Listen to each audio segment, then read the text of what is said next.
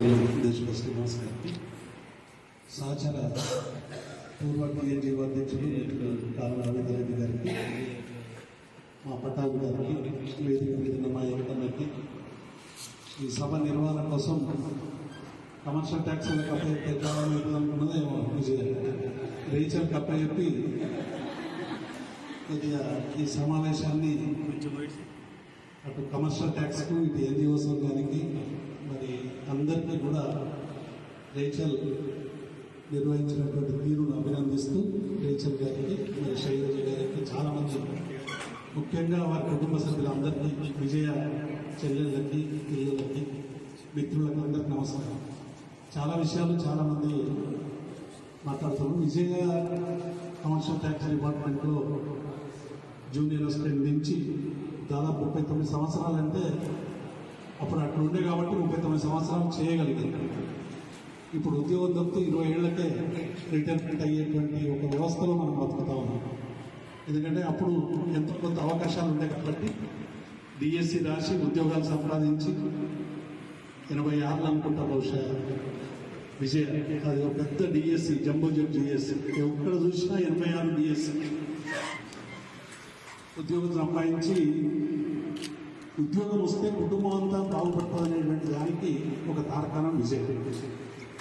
ఎందుకంటే ఒక ఉద్యోగం కుటుంబంలో ఎన్ని మార్పులు తెస్తుందంటే, మనం అనేక కుటుంబాలు, ఉమ్మడి కుటుంబాలు లేవు.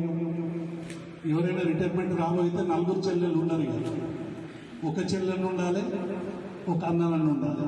4 చెల్లెళ్ళు ఉండేటువంటి అవకాశాలే లేనటువంటి ఒక కొత్త పొరవడిలో మనం అందరం కూడా ఉన్నాం. విజయ ఉద్యోగం రావడం వల్ల చెల్లెళ్లకు ఒక ఆదర్శప్రాయంగా, మరి మా ఎంకన్నైతే అన్నగా, తమ్మునిగా, తండ్రిగా అన్ని బాధ్యతల్ని ఎప్పుడు చూసినా కుటుంబానికి సంబంధించినటువంటి విషయాలు మోయడం, బాధ్యతలకు సంబంధించి నిజంగా కుటుంబంలో చాలా తక్కువ అరుదు మనం. ఎందుకంటే అందరం కలిసిమెలిసి ఉండడం, కలిసిమెలిసి ప్రేమతో ఉండడం, ఎప్పుడు కూడా ఘర్షణలు రాకుండా జీవితంగా ప్రయాణం అనేటువంటిది ఇప్పుడున్న సమాజంలో ఒక సాహసోపేతమైనటువంటి పని. ఎందుకంటే రోజు రోజు వ్యవస్థలో అనేక మార్పులు వస్తూ ఉన్నాయి. ఆ మార్పులకు అనుగుణంగా కూడా కుటుంబాలలో చాలా మార్పులు కనబడతా ఉన్నాయి. కాబట్టి విజయ ఒక అత్యున్నతమైనటువంటి బాధ్యత నిర్వహించి తను ఉద్యోగిగా కాకుండా నలుగురి చెల్లెలకు ఇన్స్పిరేషన్గా మేము కూడా ఉద్యోగాలు చేయాలి కానీ కష్టపడి ఉద్యోగాలు సంపాదించి మరి ఎంకన్నా వీళ్ళందరినీ కూడా మరి పిల్లల్లాగా చూసుకొని ఇప్పటికీ కూడా బాధ్యతలు మోస్తున్నందుకు వెంకన్నకు నేను మనస్ఫూర్తిగా అభినందిస్తా ఉన్నా. 2 ఆత్మహత్యలైతే ఉన్నారు విజయంలో, కొడుకులైనా బిడ్డలైనా 2 వాళ్ళే. తప్పకుండా ఆమె ఏ కళ అయితే అన్నదో 2 గ్రూప్ 1 ఆఫీసర్ చేయాలి, ప్రభుత్వ ఉద్యోగులకు రావాలని మొదటి నుంచి కూడా చాలా కష్టపడి పిల్లలే ప్రధానంగా ఎంచుకొని తన జీవితాన్ని అంతా కొనసాగించింది. తప్పకుండా మరి విజయ కోరిక తీరడానికి 2 కూడా గట్టిగా కృషి చేయాలని నేను మీ 2ని కూడా ఈ వేదిక ద్వారా కోరుతా ఉన్నాను. అట్లాగే మా పట్టాభి గురించి కూడా చెప్పాలి. పట్టాభి ఎప్పుడు మాకెప్పుడు మంచి భోజనం కావాలంటే విజయ ఇంటికి పోవాల్సింది. అది ఎప్పుడో 2 ఏళ్లకో 3 ఏళ్లకో 4 ఏళ్లకో టైం దొరికినప్పుడల్లా మంచి రిలాక్స్ మూడ్లో మంచి భోజనం కావాలంటే విజయ్ దగ్గరికి వచ్చి మంచి భోజనం దొరుకుతుందని అప్పుడు పోయేటువంటి అవకాశం ఉంది. ఇప్పుడైతే ఎప్పుడైనా పోవచ్చు. ఇదో దగ్గర ఏమో కమర్షియల్ ట్యాక్స్ సార్ మా డీసీ ఏమంటాడు, మా సిపిఓ ఉరుకు పరుగుల మీద ఉండేది. ఇప్పుడైతే మాకు సంతృప్తి అవుతా ఉంది. ఎందుకంటే విజయ మళ్ళీ పూర్తి కాలం మా అందరికి అందుబాటులో ఉంటుందనేటువంటి ఒక సంతోషం అయితే మా అందరికి కూడా మిగులుతుంది. పట్టాభి గారు కూడా అంతే. చాలా సమావేశాలకు పట్టాభి, విజయ 2 కలిసి మేము అనేక ఆల్ ఇండియా, ఇంతకుముందే రవి చెప్పినట్టు అనేక ఆల్ ఇండియా సమావేశాలకు పోయినాం. దేశవ్యాప్తంగా మహిళా ఉద్యోగులకు సంబంధించినటువంటి సమస్యలు ఎట్లా ఉంటాయి, మా తెలంగాణలో మహిళా ఉద్యోగుల సమస్యలు ఎట్లున్నాయి, ఈ సమస్యలకు ఆ సమస్యలకు మధ్య వ్యత్యాసం ఎట్లా ఉంది అనేటువంటి విషయంలో రేచల్ అయినా, మా శైలజ అయినా, రంజన్ అయినా, మరి విజయ్ అయినా వీళ్ళందరూ కూడా, ఎందుకంటే సంఘాలకు మహిళలు రావడం చాలా తక్కువ.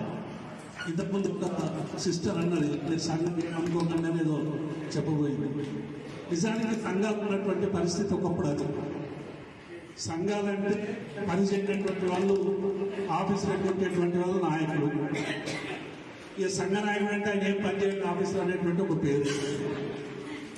ఎందుకంటే ఆయన ఆఫీసుకు రాడు, పని చేయడు, మరి అన్నీ కావాలని కొట్లాడతాడు.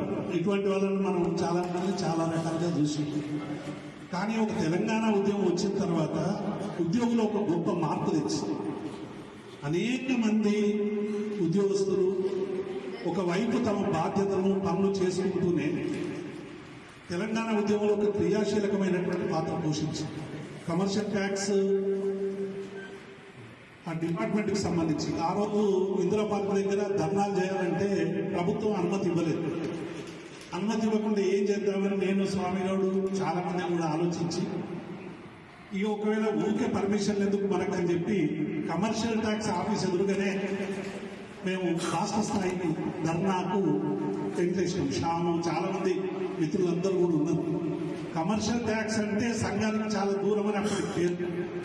కమర్షియల్ ట్యాక్స్ వాళ్ళు, రెవెన్యూ వాళ్ళు, ఎక్సైజ్ వాళ్ళు, వీళ్ళు ఎవరు సంఘాలలో రారు, సరిగ్గా పనిచేయకుంటే నాయకులు ఉంటారు తప్ప పనిచేయాలనేటువంటి ఒక పేరు. మా ప్రదీప్ కూడా ఇక్కడనే ఉన్నాడు. ఎట్లా అయిపోయిందంటే అందరి ఉద్యోగులకు ఒక ఆదర్శప్రాయంగా కమర్షియల్ ట్యాక్స్ డిపార్ట్మెంట్ తయారైంది. కేసీఆర్ గారు ఆ కమర్షియల్ ట్యాక్స్ డిపార్ట్మెంట్లో జరిగినటువంటి సమావేశానికి వచ్చి ఆ జనవాహిని చూసి ఇక తెలంగాణ ఎంతో దూరం లేదు, తప్పకుండా వస్తుందని ప్రకటించేటువంటి ఒక స్థాయి కమర్షియల్ ట్యాక్స్ ఉద్యోగులు ఆ రోజు తీసుకొచ్చిందనేటువంటి విషయాన్ని నేను ఈ సందర్భంలో డీసీలు, కమిషనర్లు ఒక్కరు కాదు, పై స్థాయి